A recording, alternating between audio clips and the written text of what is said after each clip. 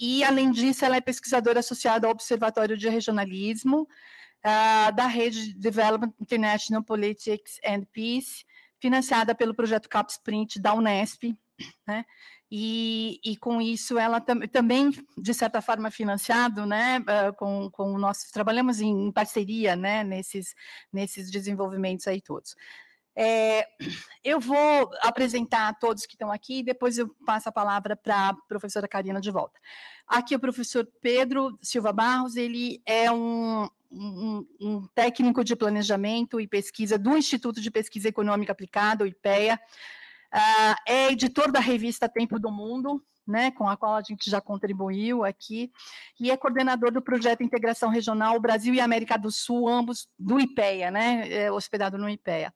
E, no final de 2022, ele integrou o Grupo Técnico de Relações Exteriores do Gabinete de Transição Governamental para essa gestão Lula-Alckmin, né?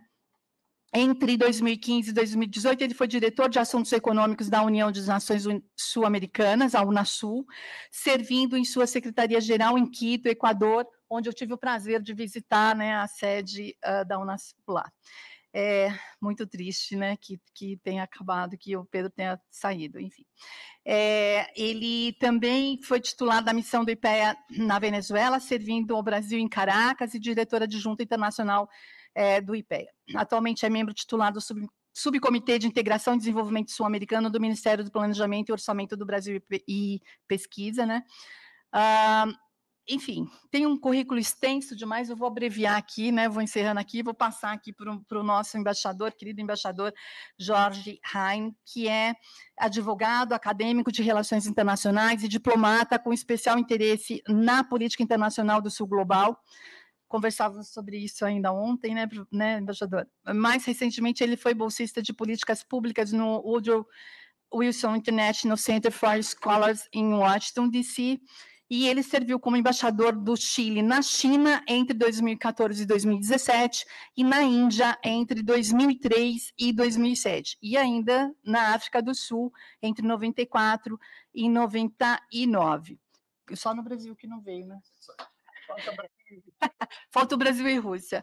E como ministro do gabinete do governo do Chile, foi ex-presidente da Associação Internacional de Ciência Política, foi professor do Governança Global no Basili School of International Affairs, e também tem aqui um diploma enorme, né, uma carreira enorme aqui, que também eu vou tomar aqui a liberdade de abreviar. Por fim, e não menos importante, como a gente sempre fala, tem o professor Bernabé Malacalça, que é doutor em Ciências Sociais e atua como professor do doutorado em Desenvolvimento Econômico da Universidade Nacional de Quilmes e do mestrado em Estudos Internacionais da Universidade Torquato de Tella, e é pesquisador, como ele mesmo nos lembrou aqui, né, do Conselho Nacional de Pesquisas Científicas e Técnicas, o CONICET, da Argentina, um órgão extremamente importante aqui, como o nosso CNPq, acho que eu poderia fazer essa comparação, né, professor Bernabé? E os interesses acadêmicos dele, de pesquisa, centram-se nas relações internacionais, política externa, cooperação e desenvolvimento internacional e cooperação em ciência e tecnologia, com especial ênfase na América Latina. Também vou abreviando aqui e já passo a palavra para a professora Karina. Muito obrigada, Karina, tome seu tempo. A gente vai ter, se vocês me permitem, entre 15, assim, o ideal seria 15 minutos de fala, um pouquinho, assim, mais, mas assim, vamos com bastante rigidez aqui, tá? Infelizmente, para a gente não ficar até muito tarde. Muito obrigada.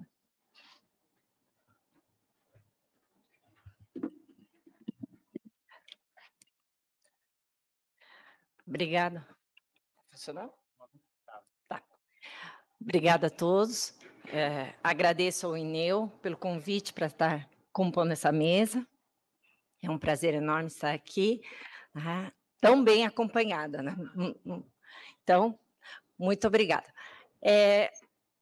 Como todos sabem, a minha área de trabalho é mais o regionalismo, né? Então, eu vou focar a minha fala, eu preparei aqui uma apresentação sobre essa questão dos impactos dessa relação ou dessa competição global sobre o regionalismo sul-americano, especificamente. Então, a minha fala vai se dividir em 3 partes. A primeira, eu vou falar sobre a crise atual e o que eu tenho trabalhado como regionalismo líquido, já vou explicar. Os pressupostos desse conceito e, finalmente, esse regionalismo na competição global. Pode?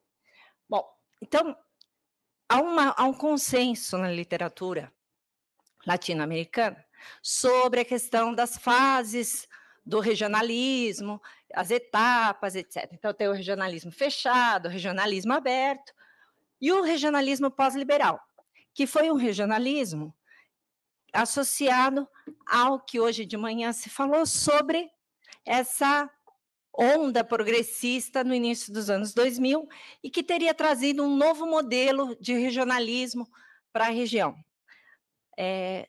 Na verdade, a gente trabalha essa ideia de que o regionalismo pós-liberal não é um modelo de regionalismo, mas uma fase de transição entre modelos de regionalismo.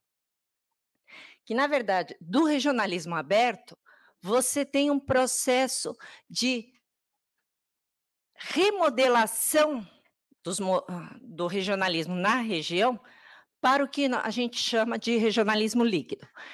O regionalismo líquido, para quem tiver interesse, o texto básico é um texto que saiu na RBPI em 2021, né, escrito em coautoria com Regiane Nietzsche-Bressan e Bruno Teodoro Luciano, que é um conceito que a gente vem trabalhando, agora, próximo ano deve sair o livro sobre isso, sobre um modelo de regionalismo atual na América Latina, que é o que a gente chama de regionalismo líquido. Por que líquido? A gente pega a ideia, né, ou se inspira, na noção de modernidade líquida do Bauman. Qual que é a lógica desse processo?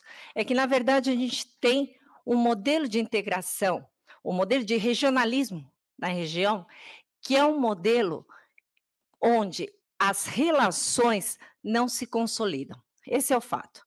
A gente tem um modelo onde os processos estão em constante remodelação, relançamentos, crises e, vamos dizer assim, incapacidade de estruturação mais sólida. Pode passar. As características que são comuns a todas essas fases, elas se intensificam nesse modelo. Que características são essas? Poder decisório centralizado nos governos. O que significa muda governo, mudam-se as lógicas, mudam-se as, vamos dizer assim, estratégias e, principalmente, os objetivos. E esse é um ponto importante. A gente está sempre redefinindo objetivos e isso traz uma alta instabilidade nos processos. Falta de autonomia das estruturas regionais, subordinadas às vontades políticas, desconhecimento da sociedade e percepção negativa na mídia. Essa é uma característica comum em todos os processos, em todas as etapas. Tá? Pouca adesão dos atores a esses processos. Falta de clareza sobre a alocação de recursos, esse é um ponto importante. Não se sabe quanto se gasta com integração regional. Qual é o orçamento no Mercosul? Ninguém sabe. Nem o Ministério das Relações Exteriores, porque eu perguntei. Por quê? Porque o orçamento ele está disperso, eles sabem quanto gasta a secretaria, sabe quanto gasta o Parlasul, mas como as reuniões elas são organizadas por diferentes instâncias, você não tem uma visão geral sobre quanto custa integrar, quanto custa, vamos dizer assim, a integração em si. Outra coisa é dependência da vontade política dos governos, esse é um dos fatores centrais no todo o processo, e forte dependência dos financiamentos nacionais. Essa é uma outra questão importante. No caso da América do Sul, principalmente nos casos onde o Brasil participa, né, nos processos, os investimentos em infraestrutura, os investimentos nos projetos compartilhados, são normalmente financiados prioritariamente por governos. Claro que captando recursos externos, mas os próprios governos. É diferente, por exemplo, no caso da África, onde muitos dos recursos vêm da União Europeia, que também determina a alocação desses recursos, estratégias, ou mesmo no caso dos países andinos, na CAN, por exemplo, que também tem uma pressão e uma influência desses financiamentos externos. Bom, então o que é o regionalismo líquido, né, que a gente está falando? É esse processo levado ao limite, que é o que vem acontecendo na região, principalmente a partir de 2015, mas já estava presente antes. A gente já percebe características desse modelo no período chamado pós-liberal. Ele está sendo questionado na sua regra básica, que é a negociação conjunta, porque a tarifa externa comum pressupõe negociação conjunta de acordos comerciais. E hoje esse é um dos principais pontos questionados dentro do Mercosul, e há uma pressão para flexibilização. Mas não só isso. Se a gente olhar nos últimos anos, você vê uma intensificação da flexibilização das normas no sentido de aceitação de comportamentos que não sigam essas normas, principalmente a TEC. Essa é uma característica, mas eu não vou falar aqui agora porque não tenho tempo. Processos de integração perdem a capacidade de fornecer previsibilidade e confiança aos participantes. Esse é um ponto central. Quanto mais se intensifica essa lógica líquida, menos compromisso encontramos entre os participantes, o que leva a uma lógica, né, do que se chama de não é flexibilização, é de escolhas, o termo me fugiu agora, mas os atores fazem o quê? Eles vão escolhendo qual é o processo que melhor convém determinar em determinado momento. Então, você tem uma profusão de processos, né? Aí a gente pode começar a falar aqui na América do Sul. Nós temos Mercosul, CAN, Aliança do Pacífico, Unasul, CELAC, ProSul e uma série de processos regionais que se sobrepõem e que são mobilizados dependendo do momento, dependendo das conveniências. Esse é um ponto importante, por quê? Porque isso fragiliza ainda mais esses processos. Ainda que eles não sejam competitivos entre si, tem lógicas muito diferentes. Então, você tem um processo como a Comunidade Andina, que é um processo que pressupõe uma integração mais profunda, etc., que não foi para frente, é um zumbi, não foi extinto, porque tem algumas instâncias que ainda funcionam, mas na prática não interessa. E os mesmos participantes desse processo participam de processos como a Aliança do Pacífico, que é totalmente flexível, dentro dessa lógica mais líquida, pouco burocratizado, pouco institucionalizado. Participam da CELAC, participam da Unasul, ou seja, você tem o mesmo ator participando em vários processos ao mesmo tempo, com lógicas distintas. Volta um pouquinho, Rafael.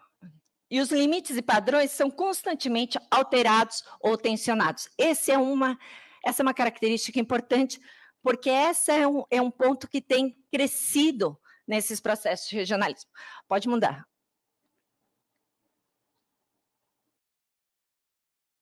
Bom, então, qual que é a consequência dessa lógica do regionalismo líquido?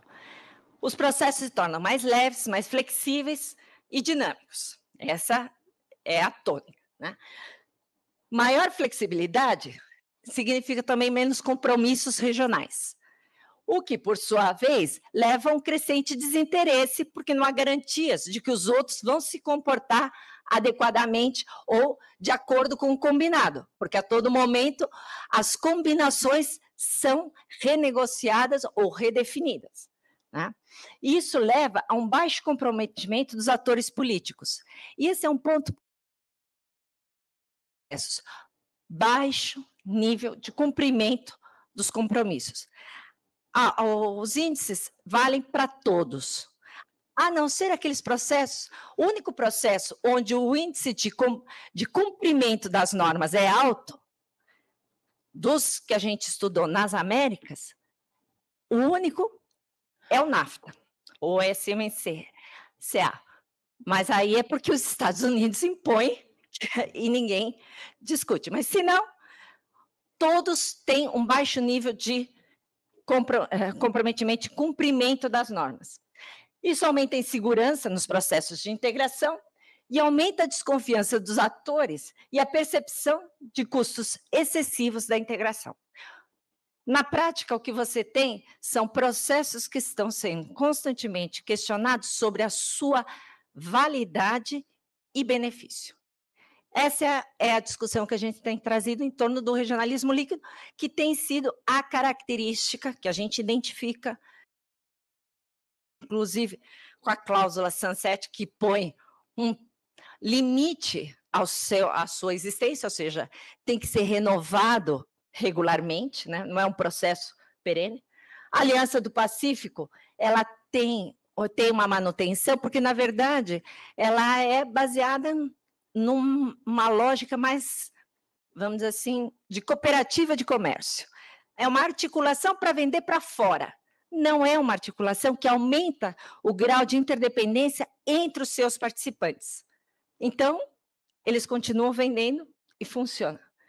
CARICOM e SICA são projetos que conseguem mais ou menos permanecer, mas é porque eles estão sob a influência externa, principalmente dos Estados Unidos. Então, é uma articulação que se mantém muito pela lógica de, vamos dizer assim, organizarem para melhor usufruírem essa relação com os Estados Unidos. Qual que é o ponto que eu estou tentando colocar aqui? Que esse regionalismo líquido é a tendência preponderante do regionalismo americano nesse momento. A gente diria, bom, será que nessa nova ordem, nessa disputa, não há uma condição para a gente dar um salto e tentar reverter essa tendência? Vamos ver. Então, uma questão importante é que o regionalismo ele foi sempre pensado na política externa dos países sul-americanos como um instrumento de buscar autonomia, principalmente em relação aos Estados Unidos. É um instrumento para aumentar a cooperação na região e tentar ter mais voz. Então, vamos pensar essa busca de autonomia olhando Estados Unidos, União Europeia e China. Hoje de manhã você falou, Estados Unidos, interesse na região e tal. Eu fiz um levantamento básico, tá? Estou começando essa pesquisa, então eu trouxe aqui uns primeiros dados. Eu peguei todos os discursos da União, do Estado da União, de 1993 a 2023, todos os presidentes americanos, para ver o que eles falavam sobre a América do Sul, sobre a região. Brasil foi mencionado uma vez pelo governo Obama, especificamente, e o que ele disse do Brasil? Vou viajar para o Brasil agora esse ano. Foi a única menção que se fez ao Brasil. E a outra, junto, a menção ao Chile. E vou para o Chile, vou para o Brasil e depois eu vou para o Chile. De 93 a 2023, essas foram as menções. Os países da América do Sul mais citados, né? México, claro. Você pega o México, ele é citado no governo do Clinton, para a negociação do NAFTA ali, e a renegociação do NAFTA com o governo do Trump. E no governo Trump a gente tem o quê? Venezuela. Também como um ator altamente citado por questão, naquela lógica do Trump, né, de dizer que invadir, etc. Então, se a gente vê esses discursos, aí vocês vão perguntar, é Argentina, né? Os outros países nem aparecem. Esses apareceram pelo menos uma vez ou duas, né? Mas a Argentina nem aparece, Uruguai não aparece, Paraguai não aparece, etc. Próximo. Olha os casos. Vocês vão dizer, ai, as colunas do Mercosul, da Aliança do Pacífico, não sei o quê, não saíram? Não. Esse é o gráfico. Só se fala do NAFTA e do SMCA. Nem menção, inclusive, a negociação da ALCA durante o governo Clinton. Ou seja, por que eu estou dizendo isso? Eu estou dizendo que a importância que isso, claro, só nos discursos do Estado da Nação. Mas a importância da América do Sul dentro vamos dizer assim, do discurso americano, é isso. Não existe. Já estou terminando. A gente não está ali, não é relevante. E eu fui fazer esse levantamento porque eu falei assim, será que depois que a China começou a ter influência, isso despertou interesse? Não, não despertou. Não, continuamos irrelevantes. Não há uma atenção especial, não é uma área estratégica. Se eu colocasse China aqui, essas coluninhas iam crescer enormemente. Se eu colocasse Iraque, então, ia ficar tudo iluminado. Mas América do Sul não existe. Então, vamos ver nos outros casos. Então, a China seria a solução? A União Europeia? Aí a gente tem uma questão importante.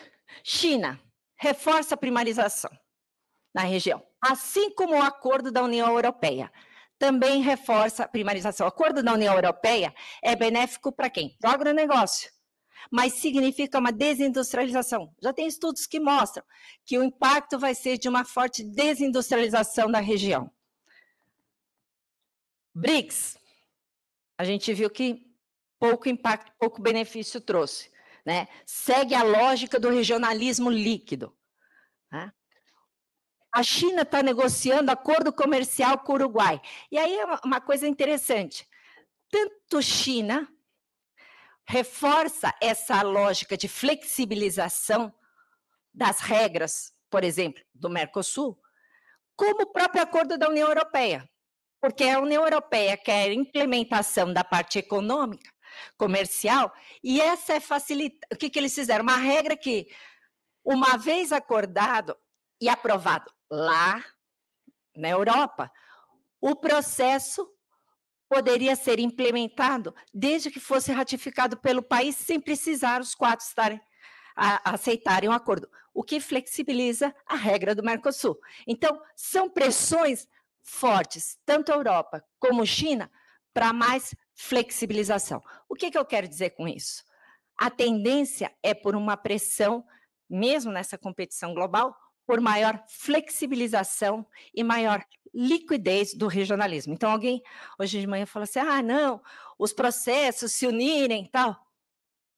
Essa tendência não está mostrada nesses processos. A tendência é de pressão por maior liquidez. E eu acho que é isso. Muito obrigada.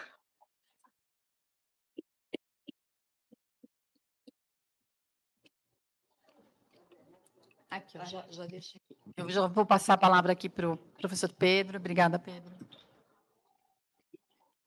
Bom, obrigado, Neuza. Boa tarde a todas e todos. Professora Karina, embaixador, professor.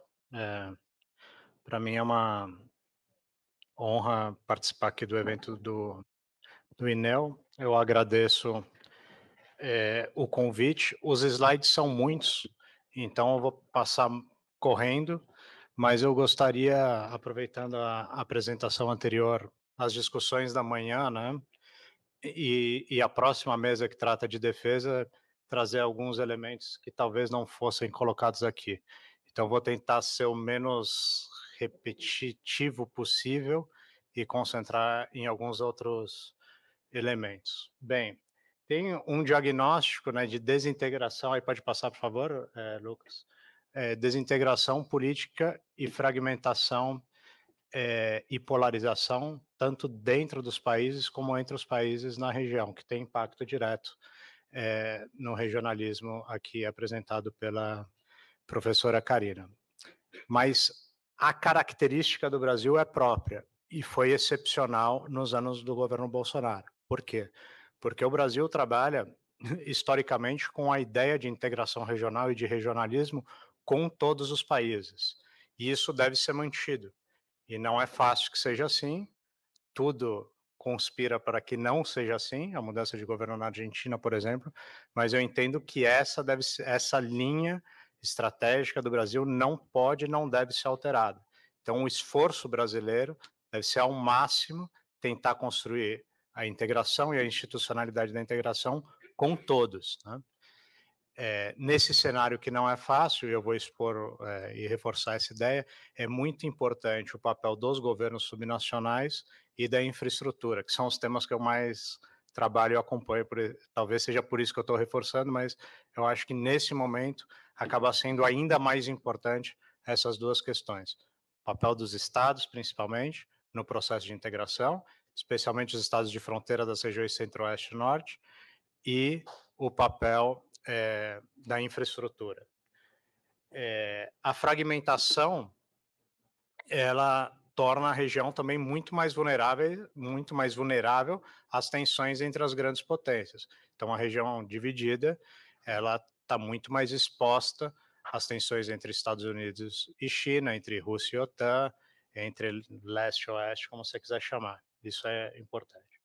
Na sequência, eu trago alguns mapas, por favor, que estão num estudo publicado pela CEPAL, de minha autoria com outros dois colegas, sobre infraestrutura, de fato, mas é um pouco provocativo, é o boletim FAL, número 392.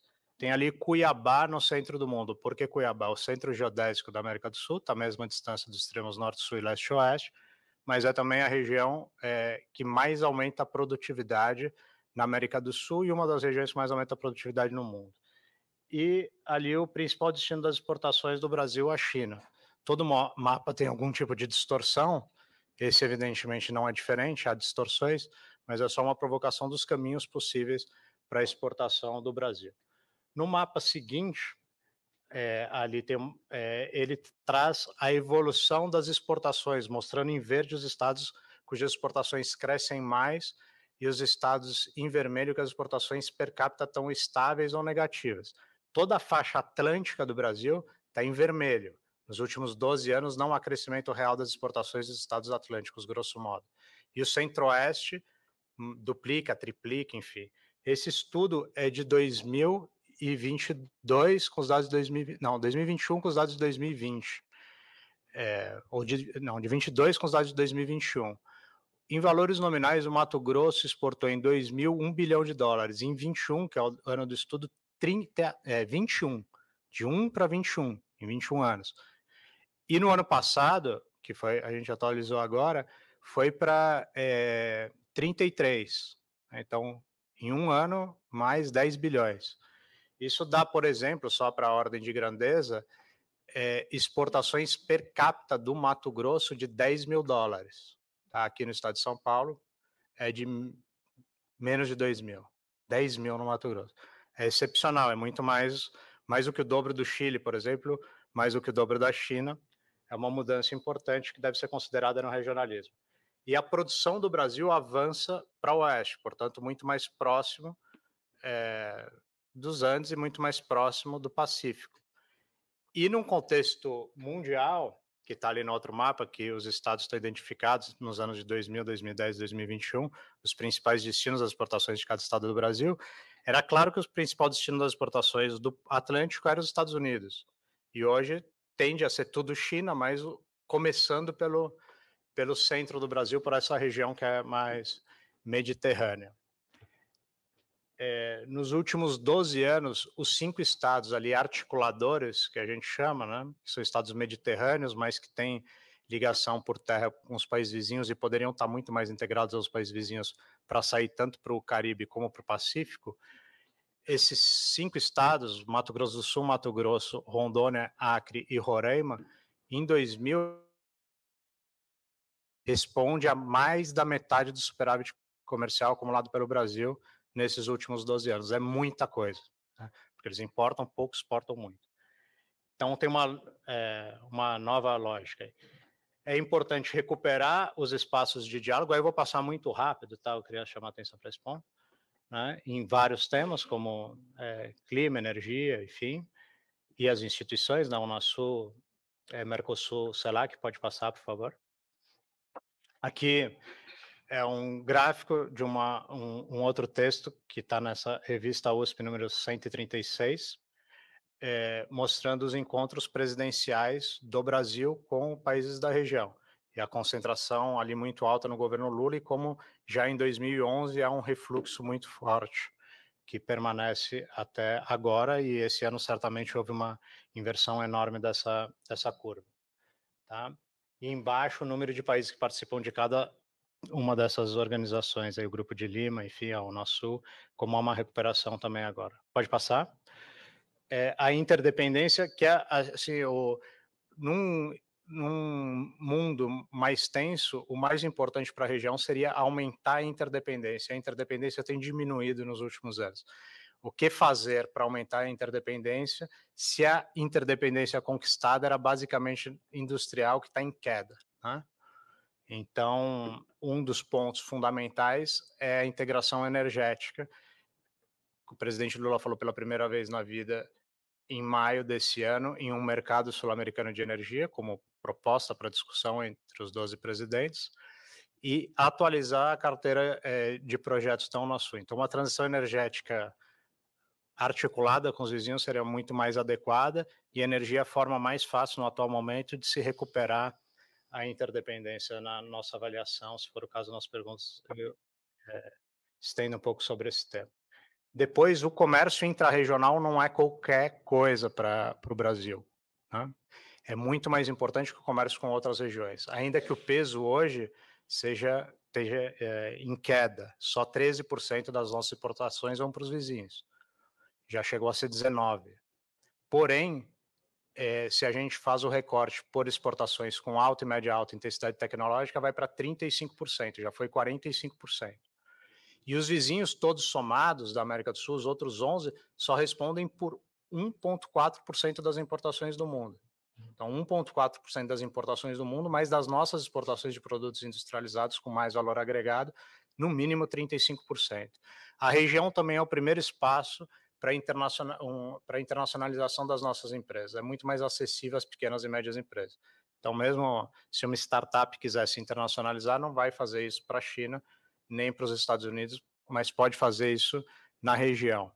As empresas que exportam para a região geram muito mais empregos e melhores empregos em média do que as que exportam para a Ásia, por exemplo, que é o nosso principal mercado consumidor. Isso também deve ser levado em conta, e é fundamental se pensar na integração regional num quadro que o Brasil busca a reindustrialização, ou nas palavras do presidente e do vice, a reindustrialização, né? Agora, dia 14 de dezembro, o Brasil deve apresentar sua nova política industrial de neoindustrialização, e necessariamente a integração regional tem que estar nesse espaço. E a diplomacia presidencial. Aí, passando, aqui a gente teve a primeira reunião, né, de presidentes da América do Sul depois de 8 anos, em Brasília, em maio. Já em junho, a ministra do Planejamento criou um subcomitê para tratar do tema, com todas as secretarias do Ministério, IPE e IBGE, eu represento IPE nesse subcomitê.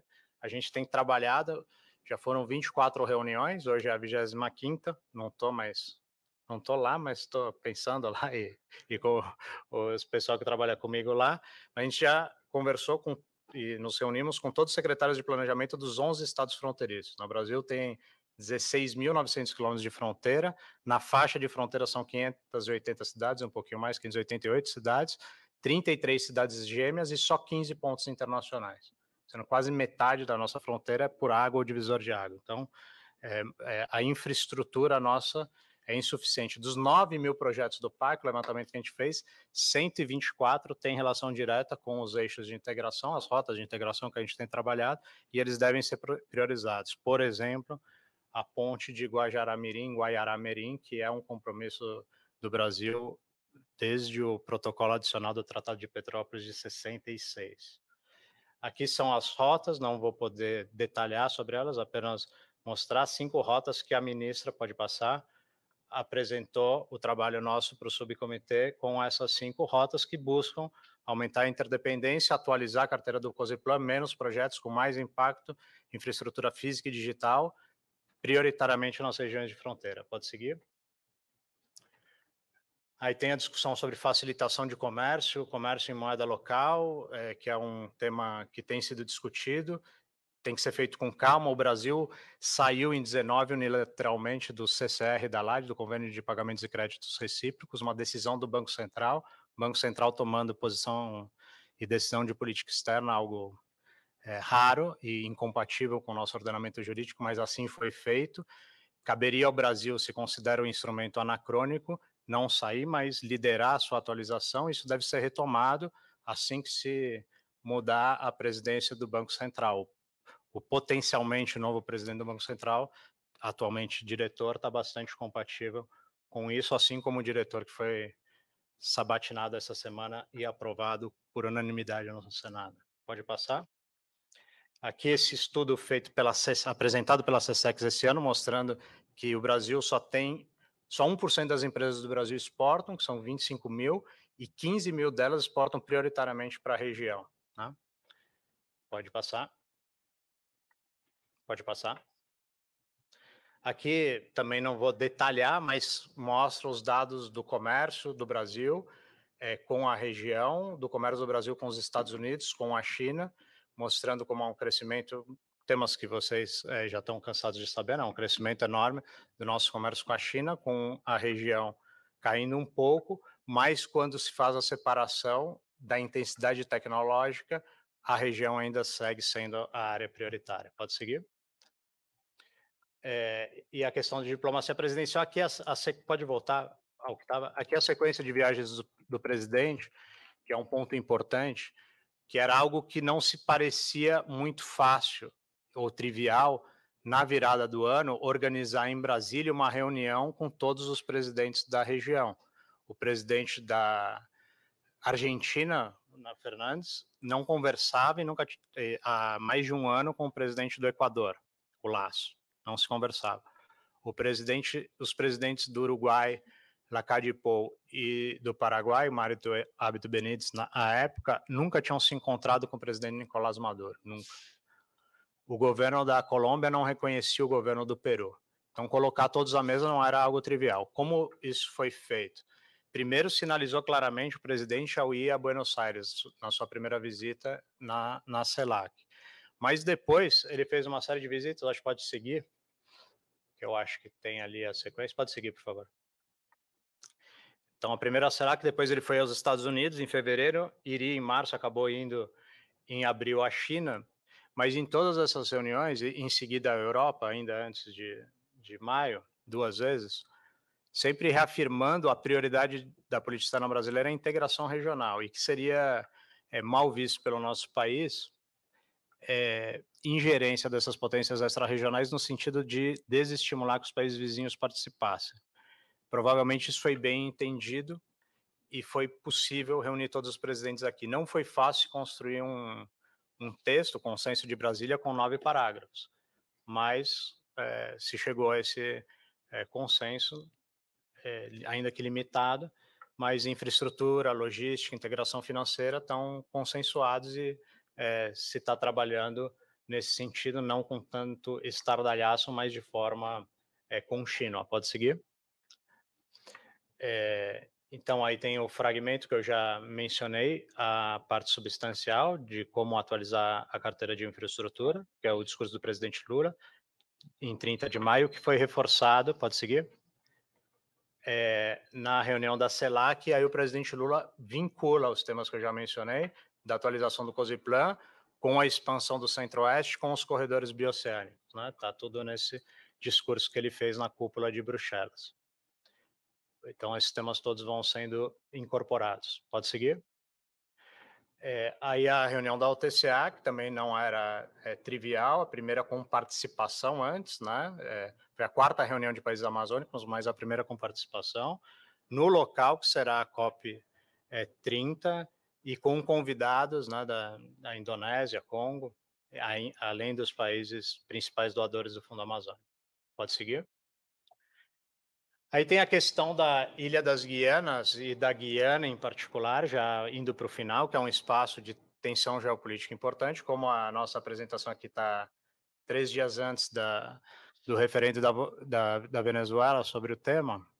Eu chamo a atenção, tudo isso está num trabalho que eu fiz o ano passado com um colega da Marinha do Brasil sobre a presença e interesses extra-regionais na Guiana e ameaça para o Brasil, né? E ali as linhas gerais, na conclusão desse estudo, né, que está lá no repositório da Escola Superior de Guerra, é um trabalho feito na Escola Superior de Defesa, mais ou menos quais seriam as linhas gerais para uma atuação do Brasil, os riscos, enfim, está bem compilado ali no estudo se alguém tiver interesse maior.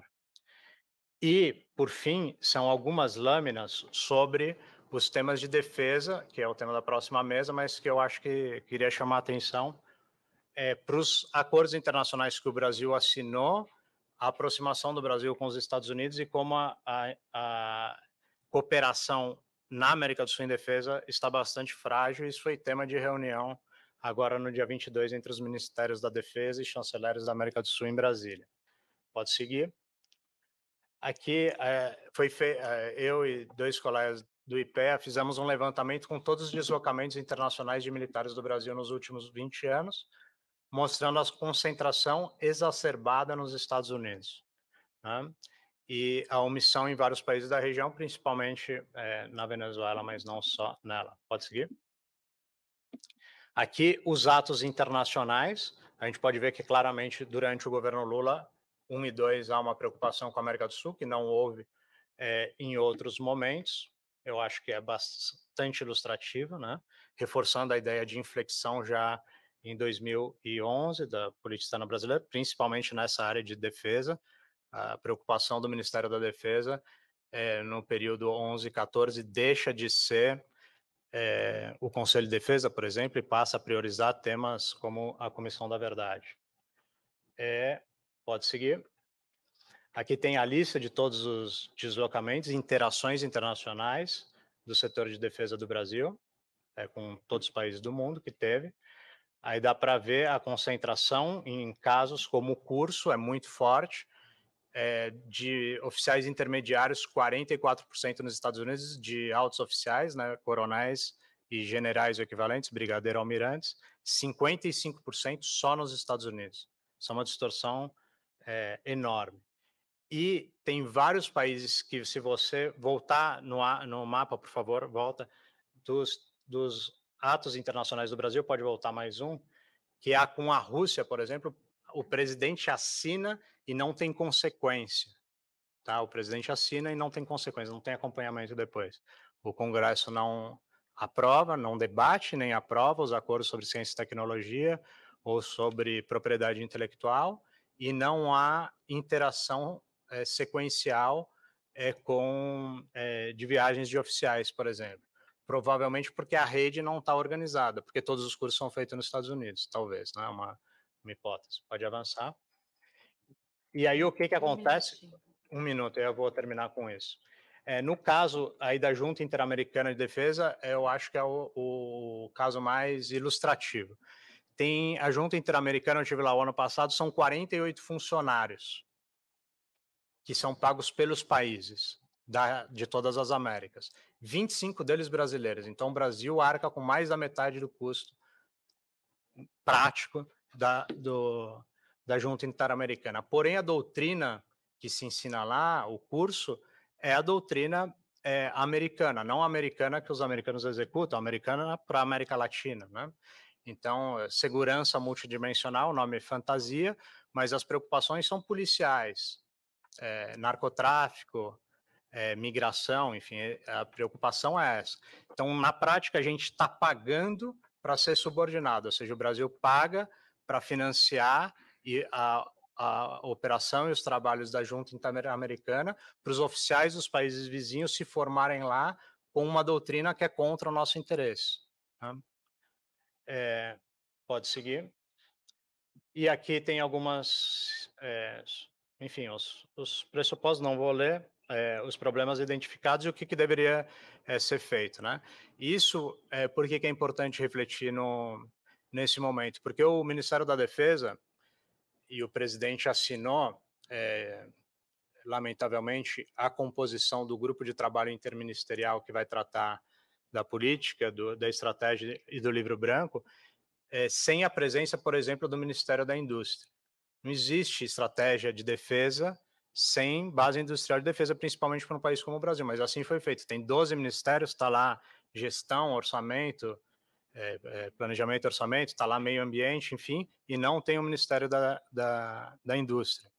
O que é lamentável, mas mais lamentável que isso, e ainda há tempo para reformar, e o trabalho do GT Interministerial deveria se atentar a esse tema, é a confusão que há entre regional e hemisférico. Então, quando trata de prioridade, aí define o entorno estratégico e que a América do Sul é prioridade. Quando vai para ação, qual é a ação? Não é reconstruir o Conselho de Defesa. A ação é fortalecer a OEA, é um contrassenso, né? Então isso tem que ser refletido. Então isso aí mais para vincular a próxima mesa, mas colocar aqui nesse espaço que há interlocutores que tratam de defesa, eu não poderia deixar de passar ainda que os temas que eu trate mais são aqueles do início, né? Interdependência, integração de infraestrutura, enfim. Tá bem? Obrigado. Obrigada, Pedro.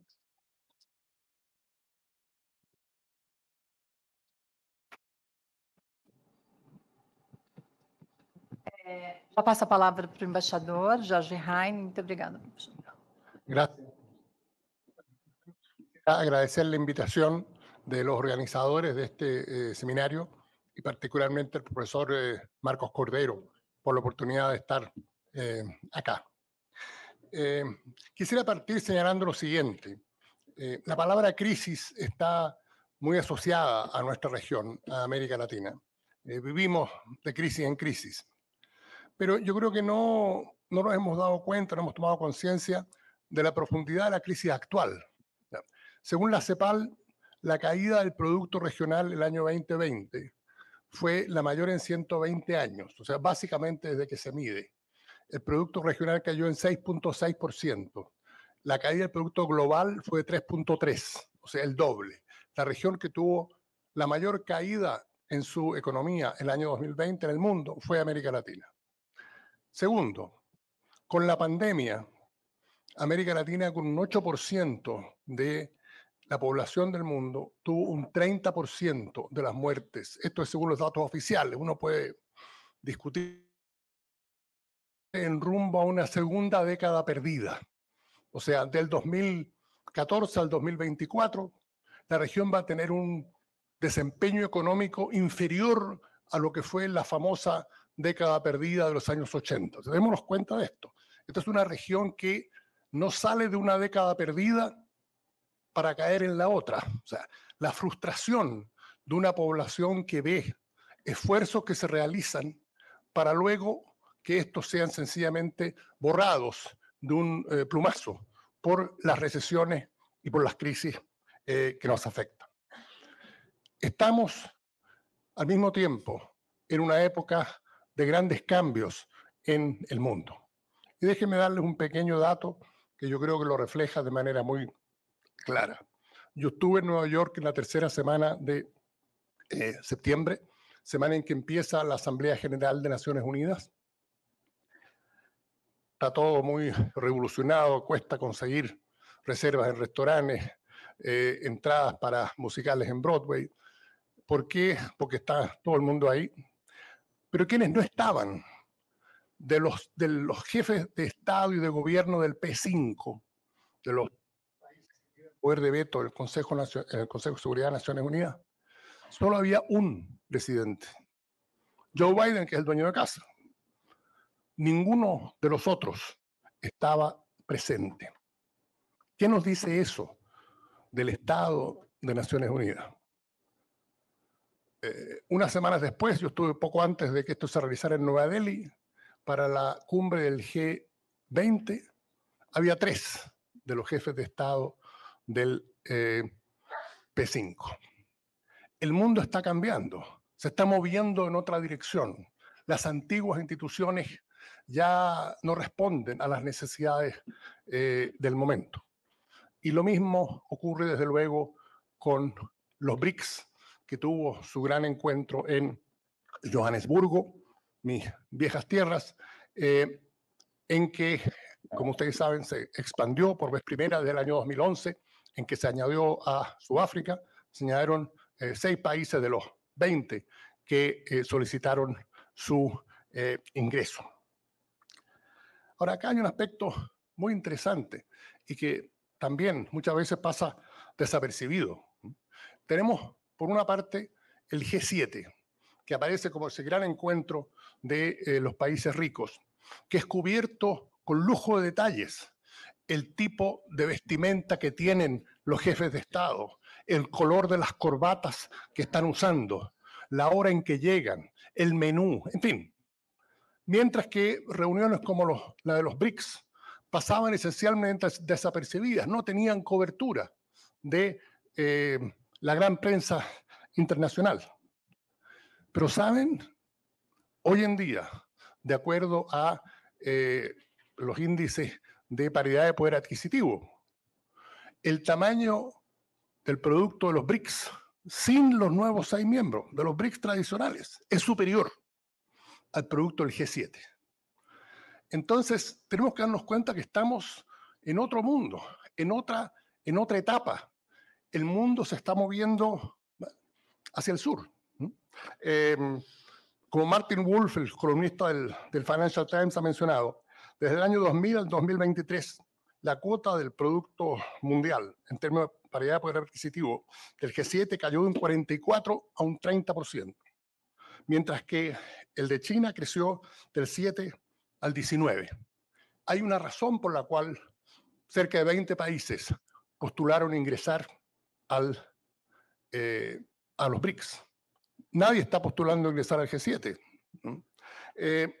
Las proyecciones nos indican que para el 2050, 7 de las 10 mayores economías del mundo serán no occidentales, y que esas serán las 3 principales, 3 mayores: China, India y Estados Unidos, en ese orden. Es lo que el Banco Mundial ha señalado como un giro de la riqueza, del Atlántico Norte al Asia-Pacífico. Mi indicador favorito, no sé si ustedes saben, hay más billonarios en el sentido inglés del término, en Beijing que en Nueva York. Ahora, si 5 años atrás alguien hubiese dicho eso, habrían dicho está loco. Pero ese es el mundo al cual nos estamos moviendo. Gerard Araud, ex embajador de Francia en Estados Unidos, lo ha señalado: el momento occidental ha pasado. Estamos moviendo hacia un mundo post-occidental. Y estaba mostrando un tuit de la canciller nominada en Argentina, señalando que no va a aceptar la invitación de ingresar. O sea, no podría ser en peor momento. Eso es moverse exactamente en la dirección equivocada. El mundo se está moviendo hacia lo que representa. En ese sentido, lo que nosotros hemos planteado con mis colegas Carlos Fortín y Carlos Ominami en un libro reciente que está acá, Latin American Foreign Policies in the New World Order, The Active Non-Alignment Option, que ha sido publicado anteriormente en castellano, es que América Latina, que se encuentra en una situación tan compleja, como escuchamos en paneles anteriores, entre la espada y la pared, presionada por una parte por China, el próximo, y por Estados Unidos, tiene que tomar una opción. Y lo que nosotros hemos señalado es que ese camino, esa opción, debe ser el de el no alineamiento activo, que toma una página del movimiento de países no alineados de los años 50 y 60, pero la adapta a la realidad presente. Y lo que es importante entender acá es que esto de las presiones que ponen a América Latina en plena crisis, como señalé anteriormente, además tener que escoger por estas presiones en una situación muy difícil. Déjenme darles un ejemplo. Chile le presentó a China el año 2016 un proyecto para instalar un cable submarino de fibra óptica de Valparaíso a Shanghái. No hay ningún cable de internet que cruce el Pacífico Sur en este momento. Hay 15 que cruzan el Atlántico Norte. ¿Por qué no hay ninguno que cruce el Pacífico Sur? El comercio entre Sudamérica y Asia ha crecido enormemente en las últimas décadas. ¿Por qué no se ha instalado?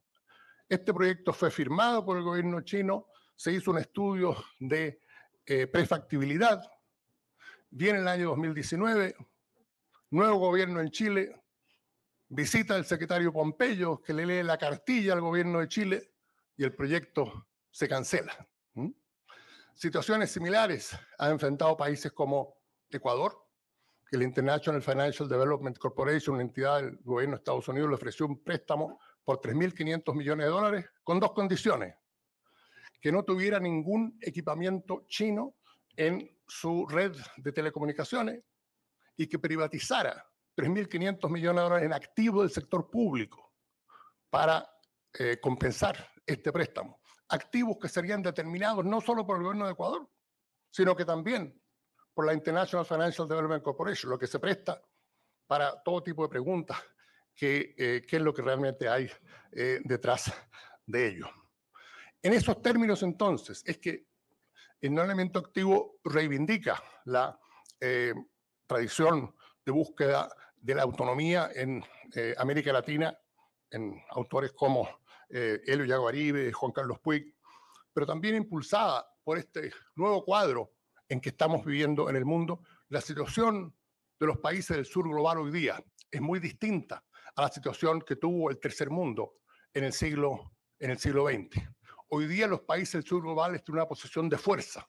Está lo que se llama la diplomacia colectiva financiera, que se posibilita por entidades como el Banco Asiático de Inversión e Infraestructura, el nuevo Banco del Desarrollo, la iniciativa de la Franja y la Ruta, que cumple 10 años en esta semana. Es otro mundo en que hay muchísimas más posibilidades. En la Primera Guerra Fría, la Unión Soviética, las posibilidades de comercio, de inversión, de cooperación financiera que ofrecía eran mínimas. De manera que la verdad es que no había dónde perderse. Hoy en día, para Sudamérica en su conjunto, no lo tengo que decir acá en Sao Paulo, el principal socio comercial es China. Chile exporta 2,5 veces más a China que a Estados Unidos. Brasil tiene las últimas cifras que yo vi, un comercio de $150.000 millones con China. Es otro cuadro, es otra situación en la cual aparecen mucho más posibilidades. Ahora, lo interesante es que esta propuesta nuestra de nuevo alineamiento activo, que surge en la época anterior a la guerra en Ucrania. El libro nuestro en castellano se publica en noviembre del año 2021. Muchos dijeron, esto es a la recherche de temps perdu. ¿A quién le interesa el no alineamiento? Eso es algo de los 50 y 60. Muy bien. Invasión de Ucrania por parte de Rusia y súbitamente numerosos países a lo largo y lo ancho del mundo manifiestan una posición no alineada, que no se van a matricular con las posiciones del G7, con las posiciones de la OTAN. India, Sudáfrica, Indonesia, México, el mismo Brasil, Argentina, toman posiciones distintas. Y ahí se produce un fenómeno muy interesante. Dice el presidente Biden, la guerra en Ucrania refleja que la gran fisura en el mundo es entre democracia y autoritarismo, entre democracia y autocracia. Bueno, ocurre que algunas de las mayores democracias del mundo no toman la posición del G7, no toman la posición de la OTAN. De verdad que esa fisura como tal no existe. La verdadera fisura que surge es la fisura entre el norte y el sur, entre el norte y el sur global. Y eso que se da en Ucrania y que nosotros hemos analizado también, extendiendo nuestro análisis de la América Latina al resto del sur global. El libro esto lo presentó el canciller indio en Nueva Delhi, estuvo en un seminario en Sudáfrica, en el Instituto Sudafricano de Relaciones Internacionales. Ha tomado mucho vuelo y surge la interrogante: ¿por qué ante una violación tan clara del derecho internacional, como fue la invasión de Ucrania por parte de Rusia, los países latinoamericanos no se manifestaron en forma unánime en contra de ella? ¿Y por qué no han apoyado las sanciones a Rusia? Y hay una razón muy sencilla.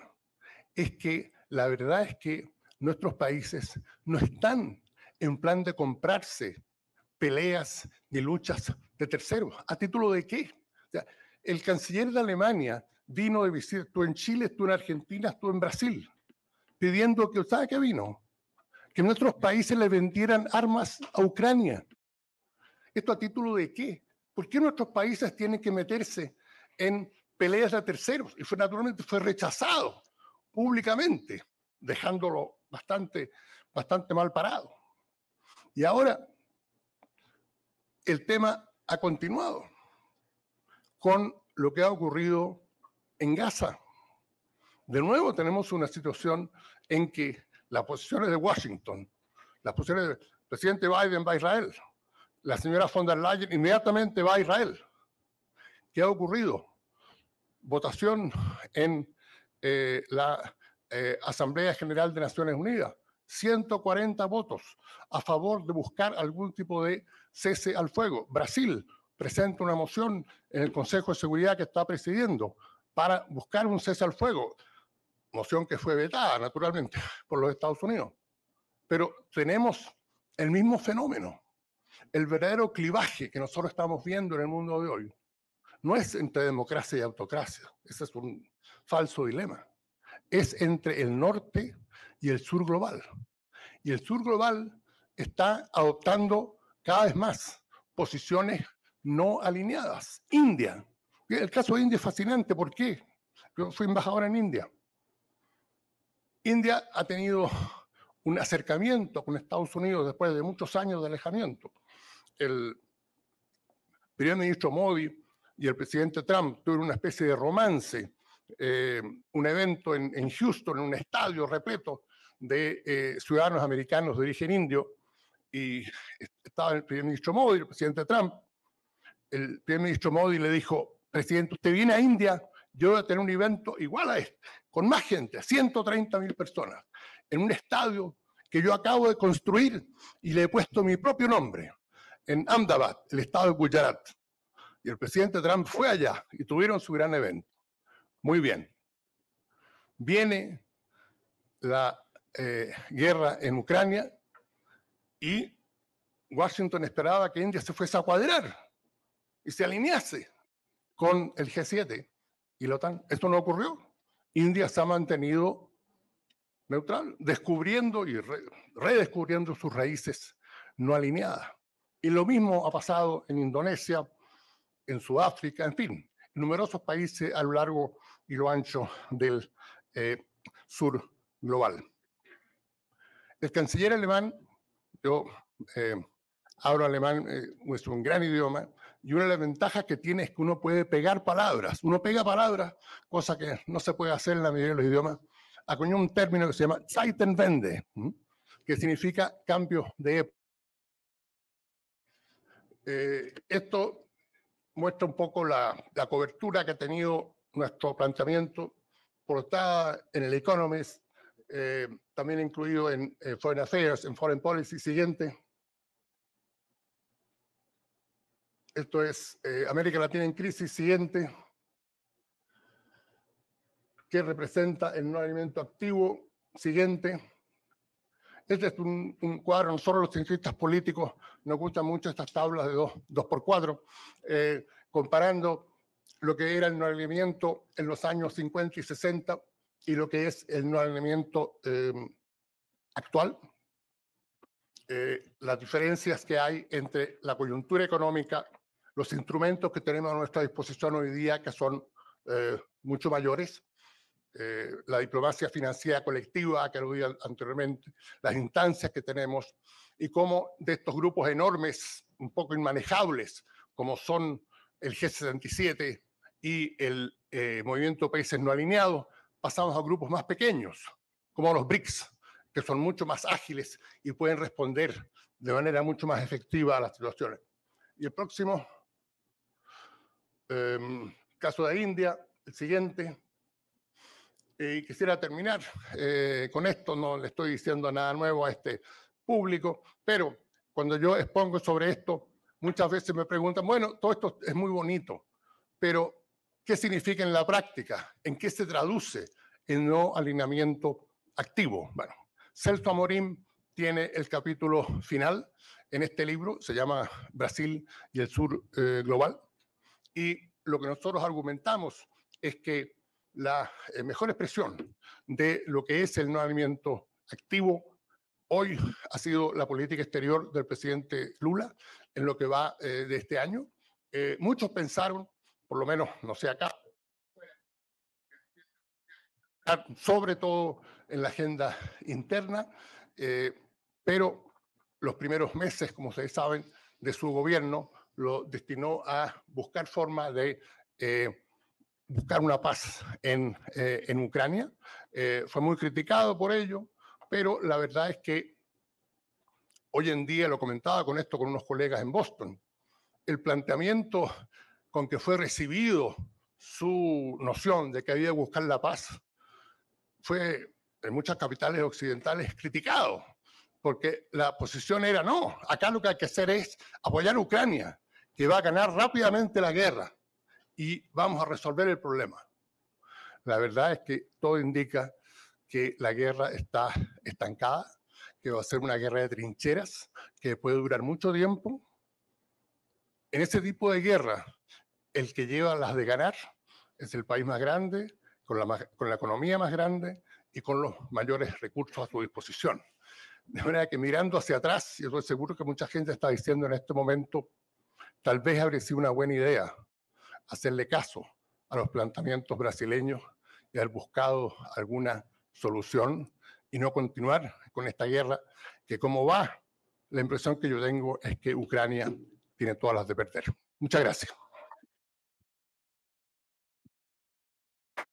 Obrigada, embaixador. Agora já passa. Ó, descobri que ele funciona, não precisava de apertar nenhum botãozinho, mas só descobri agora que me mandaram uma cola. Obrigada. Eu passo a palavra para o professor Bernabé. Muito obrigada. Estoy muy contento de estar acá y muy agradecido por la invitación. ¿Qué decir después de estos tres grandes panelistas? Vengo con mucha carga emocional por vivir en Argentina, ¿no? Pero venir para acá es preguntarle, ¿ahora qué hacemos? Y la pregunta que me llevaba a pensar en esta presentación era, ¿y ahora qué? Hay dos cuestiones. El panel es sobre el regionalismo, ¿no? Principalmente. Hay dos cuestiones o dos grandes preguntas que sobrevuelan. Una es del orden descriptivo, ¿qué es lo que está en juego? Y otra del orden normativo, ¿qué regionalismo es posible? Pensar lo posible, ¿no? En este contexto. La primera pregunta, me parece que hay que prestar atención mucho a lo que se nombra, a lo que se ve, lo que se observa, diría David Hume, el filósofo, está lo que se nombra, diría Jacques Derrida, o lo constructivista, ¿no? El discurso performa. Haciendo una pesquisa en Google Trends, busqué cuáles son las palabras más buscadas para definir el estado del mundo actual.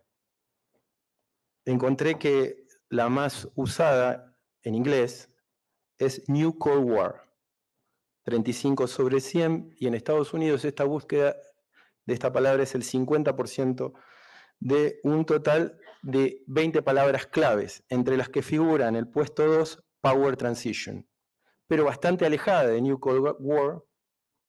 Después viene mundo bipolar, mundo multipolar, muy, muy abajo. O sea que hay, por abrumadora mayoría, una presencia de lo que se nombra como una nueva Guerra Fría en el mundo.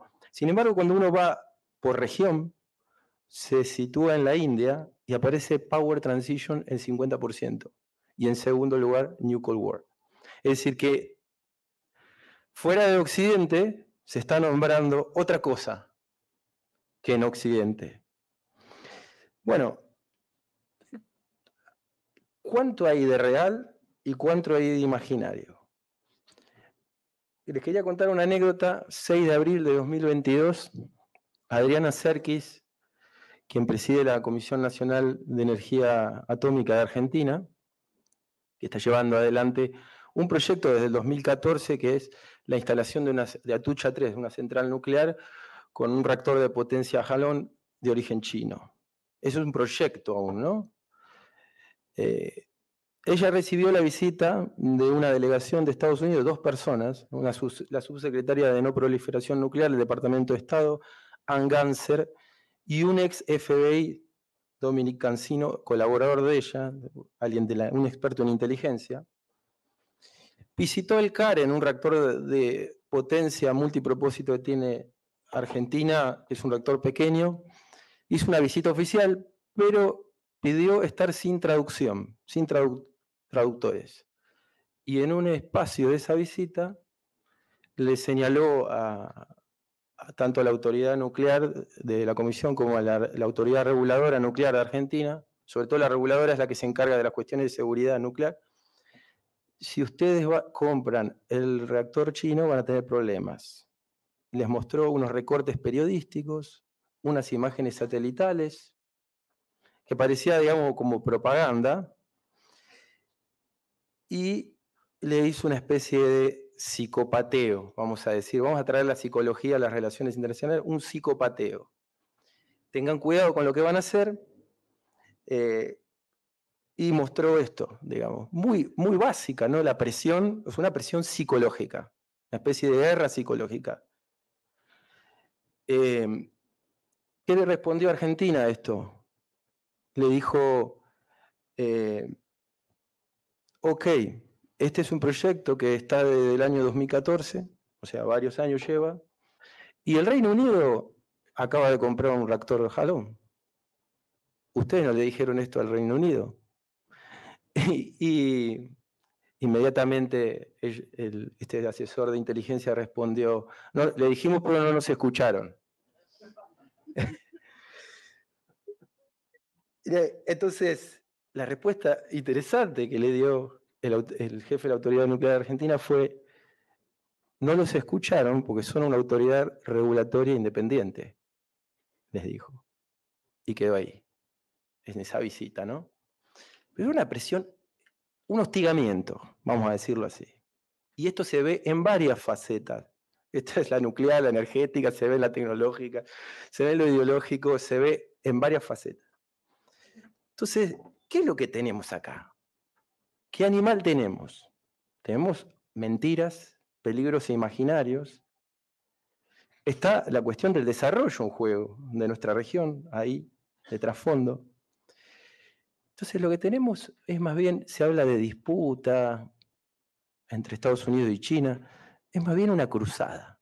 Yo creo que es una cruzada. Es decir, hemos ingresado a un territorio de la neomedievalización geopolítica. ¿Por qué esto de la cruzada? Y en América Latina la tenemos. Tiene 3 funciones. Una es esta, que decía, psicológica. Estados Unidos tiene un síndrome del narcisista frustrado. Es decir, una especie de sentimiento Sputnik, que está siendo superado tecnológicamente la carrera por China, y ese narcisismo frustrado, en un complejo de inferioridad, lo lleva al psicopateo, al hostigamiento, a cambio de nada. Hoy se dijo de eso, ¿no? Se habló de eso. Hay un psicopateo. La segunda función es religiosa, por eso cruzadas, religiosa o evangelizadora. Se busca evangelizar. Democracia, puro, autocracia, impuro. buenos y malos. Aparece la moral, ¿no? En las relaciones internacionales. Que está en juego, como que hay que optar en ese mundo. Hay quienes compran esto, obviamente. Y del lado de los malos está China, está la corrupción, está el espionaje. No dejemos la justificación de por qué no a las inversiones chinas en tecnología es el espionaje, que va a manejar un gobierno autoritario tu información. O sea, pasa por el régimen político, pasa por una suerte de evangelización de qué es lo bueno, qué es lo malo, pero digamos, el desarrollo queda ahí, el desarrollo de la región. Y la tercera es dogmática, ideologizante. Aparecen, además de actores de los Estados Unidos, Comando Sur, Departamento de Estado, Departamento de Defensa, sí, una multiplicidad, la DFC que mencionó Jorge recién, una multiplicidad de actores y agencias en la región, pero también hay cruzados de la región, latinoamericanos. Hoy se habló de las élites, ¿no? Latinoamericanas, de los monroístas latinoamericanos. Bueno, hay cruzados. Estos cruzados, esta nueva Inquisición, adopta esa terminología como propia, de buenos y malos. Y hoy están creando una especie de autoprisión, ¿no? Digamos, esto que señalaba hoy Jorge, que acaba de producirse, que es un tuit de la canciller futura canciller de Argentina, Mondino, donde dice el tuit simplemente, no ingresamos a los BRICS. Es dogmatismo puro. O sea, no hay ningún argumento atrás de eso, no hay ninguna modestia, no hay ninguna forma de explicación, simplemente no, lo impuro. Por eso digo, pasamos de, Russell y Tocatrián decían en los 90, aquiescencia pragmática, el alineamiento. Hoy estamos en una subordinación dogmática, ni pragmatismo hay. Esas tres, creo, cuestiones están en juego y esta cruzada tiene al menos 6 capas. Una es militar, creo que eso está en juego, mucho de esto está en juego con la cuestión de Taiwán. Este año se aprobaron 610 millones de venta de armas de Estados Unidos a Taiwán y eso produce un impacto en la región. Los reconocimientos de Honduras, Nicaragua, fueron los últimos, pero o sea, tienen que ver con esto, es decir, Estados Unidos militariza la isla y China responde en el patio trasero de Estados Unidos, tu patio, mi patio. Y la estrategia tiene que ver con la militarización que está produciendo Estados Unidos en Taiwán. Vamos a ver qué pasa el próximo año, porque hay elecciones en Taiwán y hay posibilidad que gane el Partido Nacionalista, el Kuomintang, y destrone al Partido Demócrata Progresista, que es el independentista. El verdadero cruzado acá es el Partido Demócrata Progresista de Taiwán. Cuando está el poder, la cruzada aumenta. Tecnológica, con empresas de Estados Unidos, que digamos, las empresas de Estados Unidos no todas piensan igual. Google es cruzado, por ejemplo. Apple no. 50% de sus inversiones en China. Diplomática, Pompeo yendo, esto lo conoce bien Jorge, Pompeo yendo a Chile, bloqueando un proyecto que tenía China, un cable submarino hacia China, lo bloqueó, simplemente con el psicopateo, la presión psicológica. Financiera, a Ecuador, te doy un préstamo a cambio de denegación de acceso. Ideológica, es decir, no promovemos la agitación, hoy lo mencionaba Leandro, como 3 candidatos en Argentina con diferentes tipos de relaciones con Estados Unidos, proximidad con Estados Unidos no promovió la agitación de Milei, pero tampoco la desautorizó. Y hoy la compra. O sea que la tendencia dogmática está ahí, a favor. Y finalmente estratégica, porque lo vemos al Comando Sur con visitas a puertos, accesos en general, ¿no? Energéticos, el litio, acceso a la Antártida, presionando. O sea, tenemos una región cada vez menos habitante en términos sistémicos, pero cada vez más relevante. ¿Por qué? Por la relación de la región con China. Para Estados Unidos la región es cada vez más relevante en esos términos. Bueno, ¿y qué regionalismo con esto? Para ir cerrando es posible. Lo vemos a Lula recién, confiamos en Lula. Como decía Borges, no nos une el amor, nos une el espanto hoy. La región atraviesa serios riesgos, 100 bombas que están ahí, y el riesgo es pasar de la fragmentación actual a la fractura, al antagonismo total. Ese es el riesgo, eso es lo que hay que evitar. No es la integración como ambición hoy. Hoy es un regionalismo de salvaguardias, defensivo, y digamos hasta subterráneo. No son los presidentes, son los embajadores que tienen que desactivar bombas. El presidente electo de Argentina quiere organizar una conferencia sobre Ucrania en Buenos Aires. Bueno, ahí tienen que actuar los embajadores.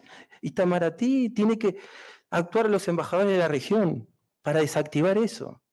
Ahí está el regionalismo, no esperemos los presidentes. No van a dialogar. Hay que proteger los activos de la región, los mínimos que tenemos. Como decía Holti, la zona de no guerra, una región que paz no tiene, porque está Colombia con su conflicto permanente, pero no tiene guerras. Hay que proteger eso, no hay que involucrarse en otras guerras. Hay que protegernos de la presión psicológica. ¿Cómo? Con pedagogía. No es solamente los estados, los gobiernos, la sociedad civil, la academia. Pedagogía de qué es imaginario y qué es real. Porque hay una prisión psicológica en base a eso. Y por último, lo que está en juego es la justicia en términos de un orden internacional más justo, en términos de justicia ambiental, justicia de género, justicia social, justicia económica, y es una región que ha hecho aportes en ese sentido, esta región, desde los 60 para acá. Y es un activo, es importante. ¿Quién va a protegernos de esto, de las injusticias, de una de las regiones más desiguales del mundo? ¿Quién nos va a proteger de esto? Si no pueden los gobiernos, la sociedad civil, los movimientos sociales. Es tiempo de la unión, por el espanto, pero de la unión.